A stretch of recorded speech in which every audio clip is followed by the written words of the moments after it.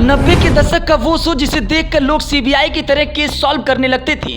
वो कौन सा शो था जिसके आने पर दर्शक 40 मिनट तक अपनी सीट से हिलते नहीं थे?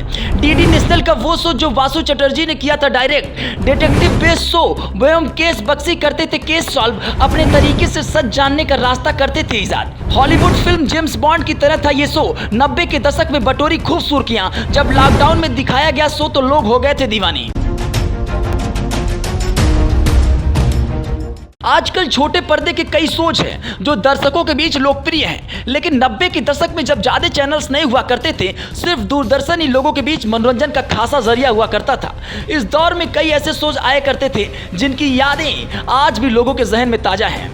फैमिली ड्रामा से इतर ऐसे ही एक शो 1993 से 1997 तक में आया जिसने हर दर्शकों को टीवी से बांध दिया था। ये एक डिटेक्टिव पर बेस्ड शो था जिसमें अलग अलग केस दिखाए जाते थे।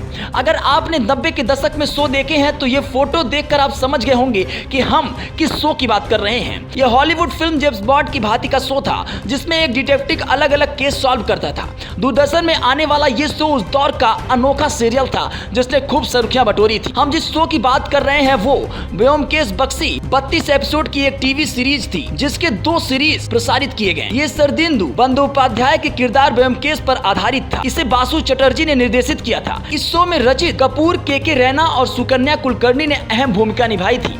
व्योमकेश बक्सी एक बंगाली डिटेक्टिव थे जो सच की तलाश करता था। वो अपने दोस्त अजीत बनर्जी के साथ मुश्किल केस सुलझाता था।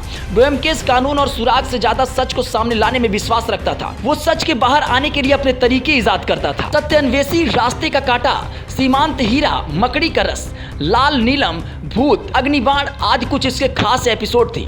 वासु चटर्जी ने सरदेंदु बंदोपाध्याय की नॉवल के हर चैप्टर पर एक एपिसोड बनाया था और सभी दर्शकों को खूब पसंद आए थे। ये शो लोगों के बीच इतना लोकप्रिय था कि 40 मिनट के शो में दर्शक अपनी सीट से हिलते नहीं थे। यहाँ तक कि वे भी व्योमकेश के तरह केस सॉल्व करने की कोशिश किया करते थे। वासु ने चिड़ियाघर और आदिम शत्रु कहानी को 2 एपिसोड में बनाया था। बीते दिनों जब लॉकडाउन लगा तो इस शो को एक बार फिर से डीडी नेशनल पर दिखाया गया। रजित कपूर इस शो के बाद खासे फेमस हो गए थे और असल जिंदगी में लोग उन्हें डिटेक्टिव मानने लगे थे। 27 अगस्त 1963 में जन्मे रजित फिल्मी दुनिया का जाना पहचाना नाम है। इस शो के बाद उन्हें कई अच्छे प्रोजेक्ट में। वैसे इस शो को क्या आप 90 के दशक में देखे हैं, और अगर देखे हैं तो वो कौन सा किरदार आपको ज्यादा पसंद आया था?